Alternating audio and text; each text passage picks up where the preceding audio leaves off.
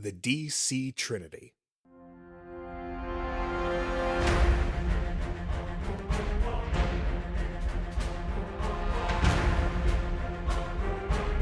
Since their creation, this trio of heroes have been a staple of DC for decades.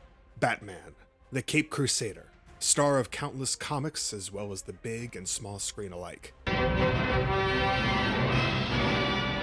Jim! Woo! Excuse me. That's a bad outfit! Superman, the Man of Steel, as iconic as they come, and protector of truth, justice, and the American way.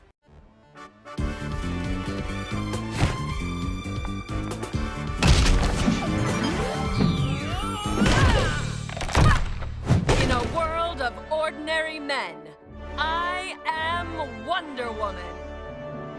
I kind of like that. And Wonder Woman, hero of Themyscira. With her magic lasso and indestructible cuffs, she defends the world of men from all manner of threats. Together, they have been unmistakable symbols of DC Comics and its universes to this very day. But the question is, does Marvel have its own trilogy?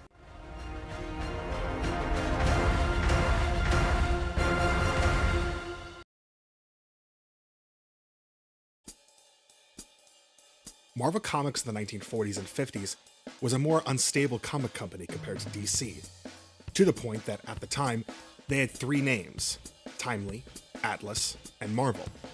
So Marvel, while it was around in the golden age of comics, was not so set in stone.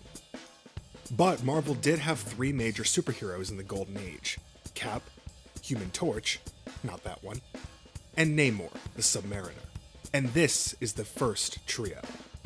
We'll call them the Golden Age Trio. And they had team-ups and had one of the big iconic fights.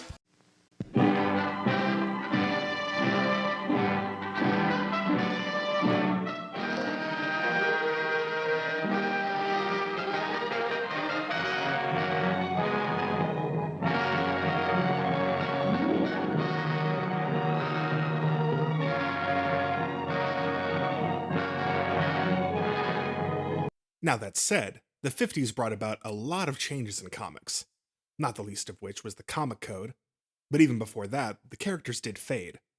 Cap was seen as too connected to World War II, and the others just lost popularity. Now Marvel at the time was not in the best shape sales-wise, and lost a distributor, being forced to only publish 8 titles a month. So it's hard to say who the big characters of the 1950s were, but here were the ones with titles who lasted the longest.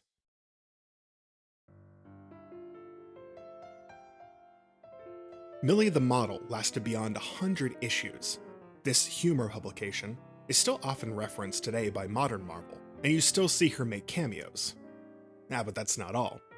Patsy Walker, yes, to normies she's that one chick from Jessica Jones, but for a long time she was basically Marvel's Archie. And she would end up becoming a superhero in the Avengers and the Defenders when someone was like, why not? And finally, lasting 44 issues, Combat Kelly. You never heard of Combat Kelly? War comics, people. Yeah, this one is kind of a rarity in comics, being a comic about the Korean War. Mostly forgotten now, even among the hardcore. That said, Marvel would also publish westerns and other comics, with many variations and characters who still show up, but they had very spotty publications. And let's get to the real Marvel Golden Age. The Silver Age. It should not be underestimated how much Marvel changed comics during this era, and how influential it would be. With that being said, who were the big characters? Well, let's get to it.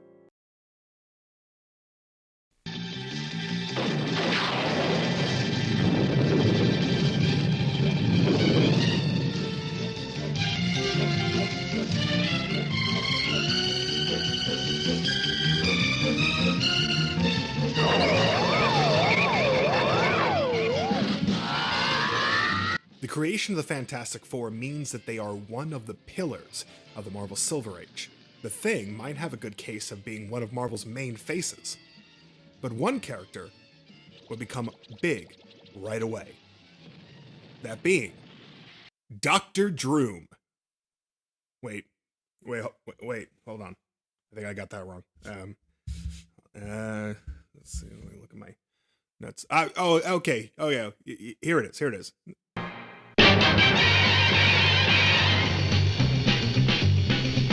Spider-Man, Spider-Man, does whatever a spider can. Spins a web any size, catches thieves just like flies. Look out, here comes the Spider-Man. It's fair to say Spider-Man was an instant hit. If you read comics from the time between Amazing Fantasy 15 and Amazing Spider-Man 1, you will see letters of people asking about him in other comics. And once his comic hits, he's the face of Marvel forever. At this point, there is really no one who takes his place.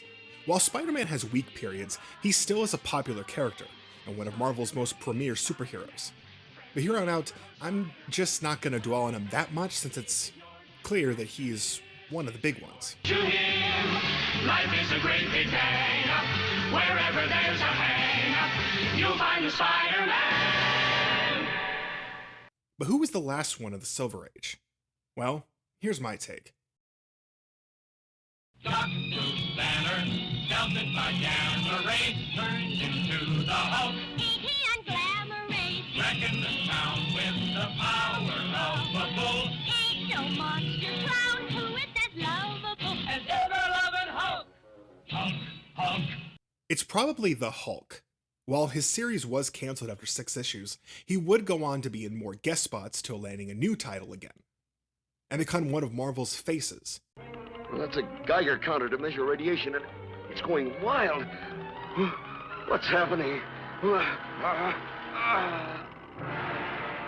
Hey, you changed! Out of my way, insect! But I'm also going to mention this. After the Golden Age, Cap's popularity is in a weird state of flux, being often used, but people often debate around him. But from the 60s on, once he's back, he's often made into Marvel merchandising no matter what. Cap can be considered the historical face of Marvel, because on some level, he was in every era of Marvel at some point. Not everyone has that claim. I mean, there is Namor, but Namor has a much more spotty run after the Golden Age. Still, while they were not always the face of the company, Cap, Thor, and Iron Man did become members of the Avengers, and often, since they always have a title, are considered the big three of the team, each of them being in most incarnations. But one title would emerge from Marvel and, while not setting the world on fire, had its fans. The first X-Men series would debut, but it would be a much more spotty series compared to others. But what of Marvel in the 70s? Well, we actually know who Marvel considered its big characters, and it kind of puts things in perspective at the time. Let's talk about Marvel in the 70s. I collect old comic books because they're rare.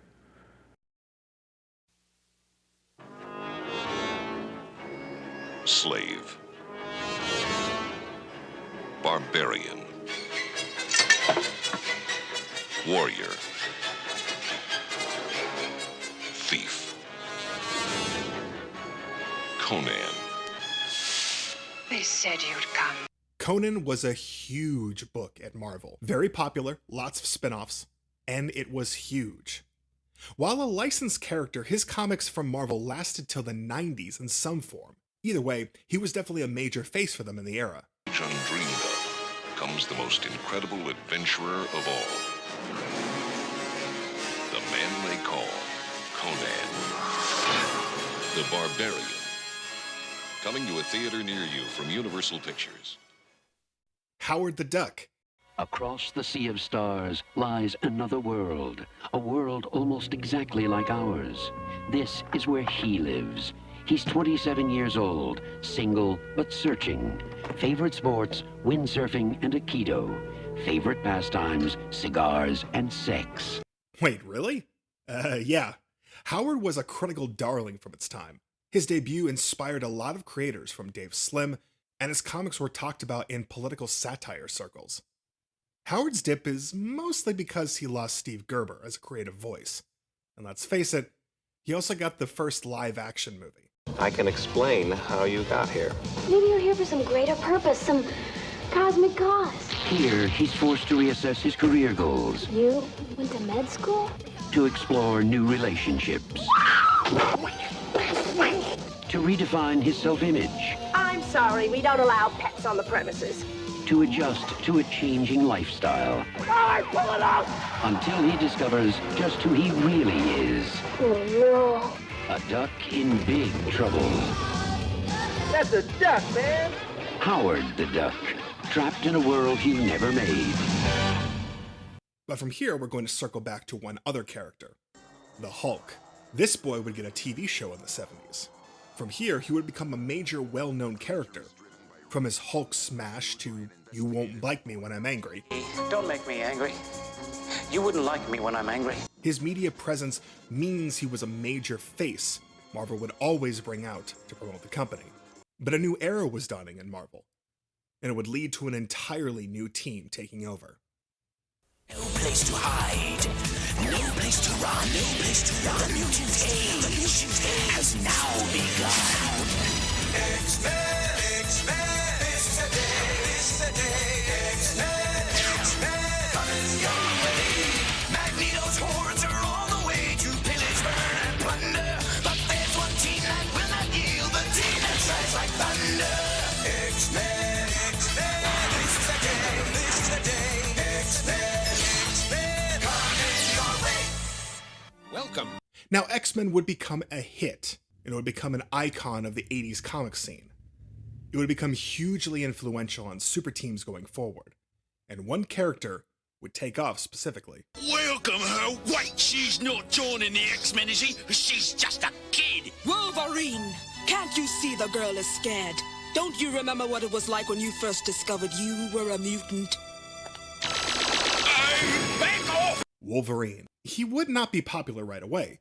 He was actually for a while the most hated of the X-Men, till one moment in Dark Phoenix would cement him as the most popular X-Men. And he would gain minis, solo comics, and much more. Now, to give you an idea of how popular X-Men was, people were trading Golden Age comics for Burn X-Men issues. In fact, you can find stories from comic dealers trading Amazing Fantasy 15 for it. I think it's fair to say, in terms of public perception, from then on, Spider-Man, Hulk, and Wolverine, also the X-Men, were the figureheads of Marvel. But Marvel was also beating DC in sales, hard. Moon Knight would sell more than Batman at the time. So let's talk about the 90s, and one comic. Now, this comic was made as a joke, but in the early 90s, someone thought, what if we put the most popular character into a book? And this goofy lineup was born. So yeah, if there was a Trinity at the time, it was these dudes. Now let's talk about Ghost Rider. Do you dare face the agony of those you have slain? Mortal or demon, whichever you be gone. Galactus has no time for games. This is no game. No! Feel the torment of a billion extinguished souls. Yes, he was big in the 90s, and it's often glossed over now, but he was all over the place.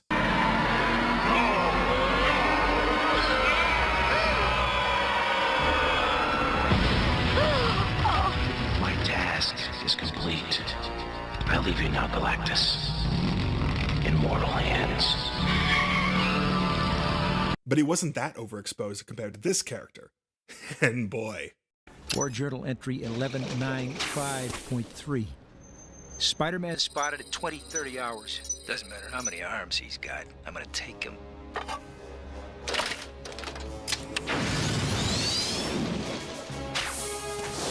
Spider-Man, your days of terrorizing the innocent are over.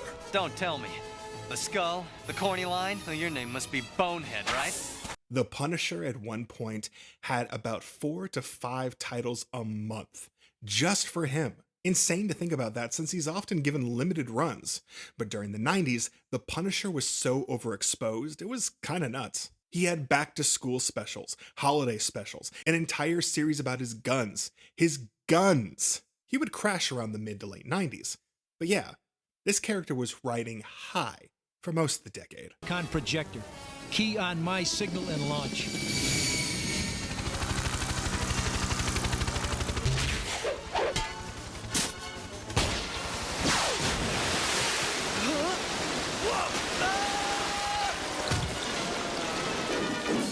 One character who didn't ride high was Iron Man.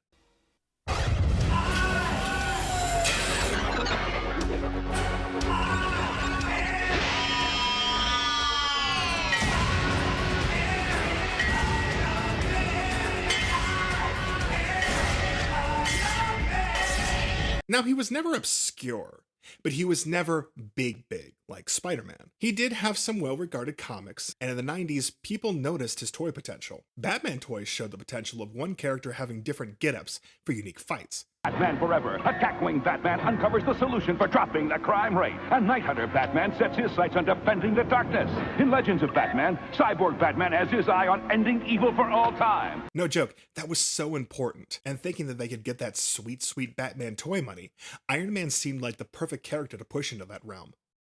Armor up, Iron Man! Engage interlock mechanics! Armor up, War Machine!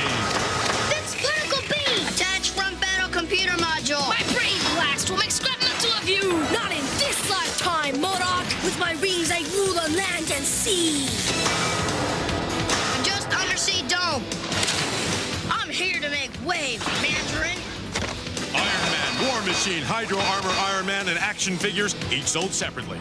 It didn't take, however. Iron Man's push would end, with his later wave of toys being either cancelled or moved to the Spider-Man and X-Men lines. It's actually why there's a lot of giant robot armor in those lines. Help me! Will somebody please help me?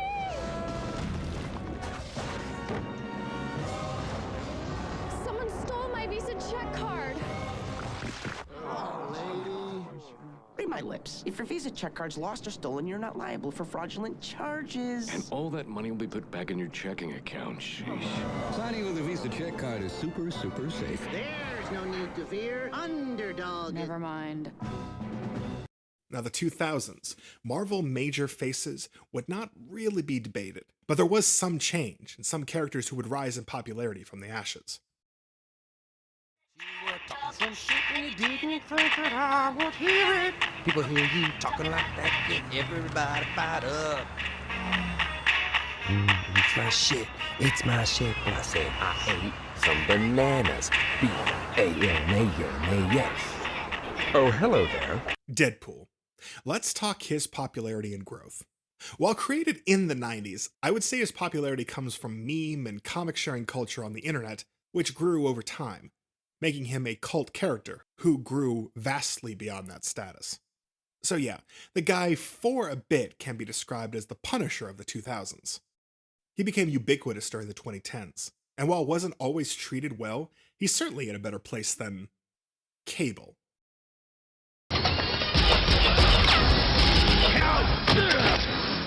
The Lazarus Chamber.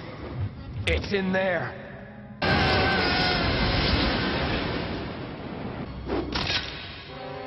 What happened? There's a reason I'm talking about him here. He was a huge influence on the 90s, but has now fallen off insanely hard. People made parodies of him and his style. The man is now often just part of X-Men events, and being Deadpool's second banana, because everyone loves the series of them together. Cable? Hey, man out of time. What are you doing here? We haven't seen him since our run in the comics together. Oh, I love reunions. Wade, I need you to listen closely. I've time traveled from the future to bring you a dire warning about— Oh, God, here he goes again. He's not here 10 seconds before he starts boring us with his dire warning from the future crap. Now, you can't talk about Marvel in the 2000s without Ultimate. Good. And evil. But who says you have to choose sides? And Ultimate Spider-Man would lead to major changes across Marvel that are still being felt today. From one 6-issue series to one trade, really start here and leads us to the Ultimates.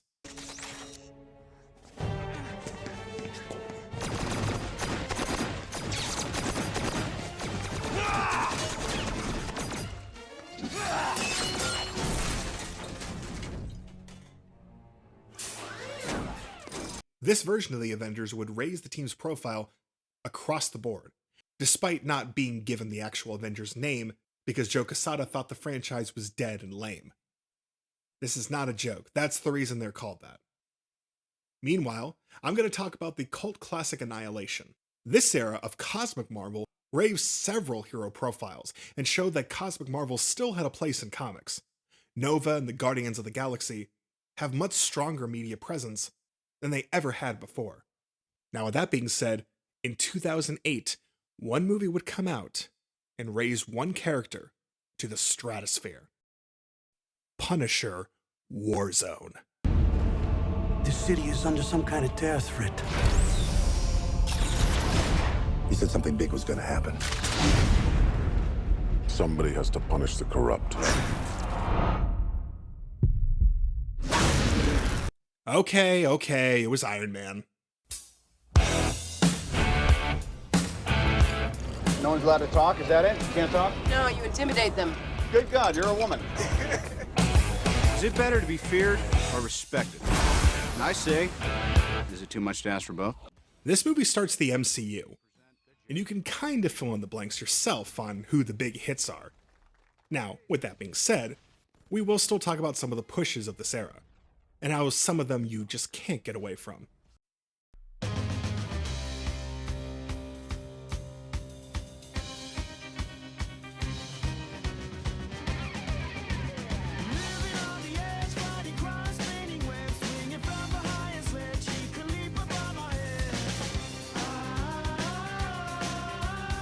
Spider-Man didn't stop being the face of Marvel. Like, there might have been some attempts to downplay him, but he makes way too much money. He sells way more toys than any other superhero. Like, he sometimes sells more than Batman. So, like, he was always safe.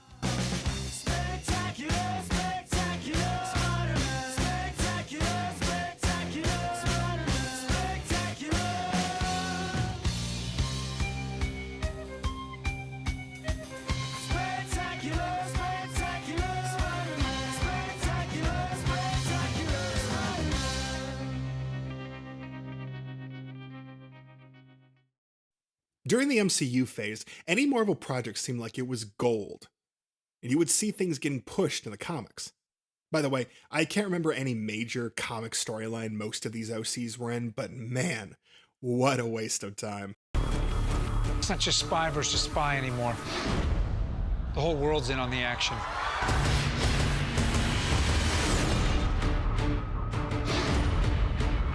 You're in danger. What do you mean danger? Shield. I should carry a shield? Shield. Government. Scary men in dark suits who come after guys like you. That said, the modern Trinity for Marvel is these three. Toy sales reflect this for one. But yeah, Cap, Iron Man, and Spider-Man, the big three of right now, more or less. But I feel like besides Spider-Man, that might change again over time. Marvel history relies on its continuity. If you take one thing away from this thread, you notice Marvel did take failures and turn them into major icons. X-Men and others became bigger than ever. Deadpool, I think, will be more popular and take one of the spots. The only reason he might not get pushed is his hard R nature. But with Marvel trying to get goodwill with Daredevil, that might change. And maybe, just maybe, Alpha Flight might make it to the A-list. Maybe it's their turn.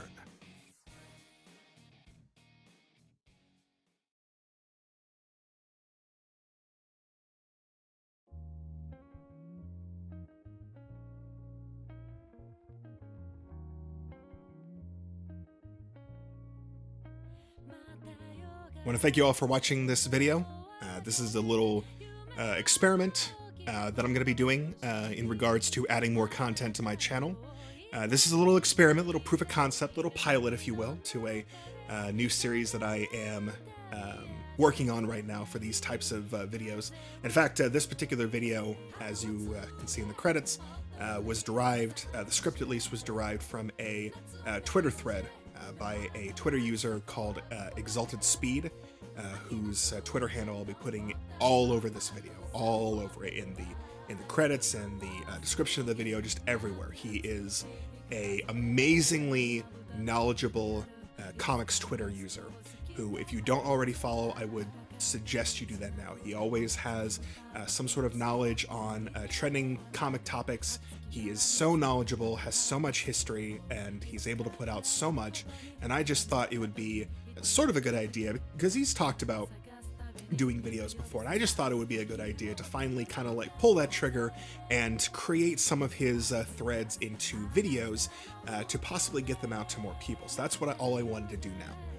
This is not necessarily my video. This is not my script. I did not write this.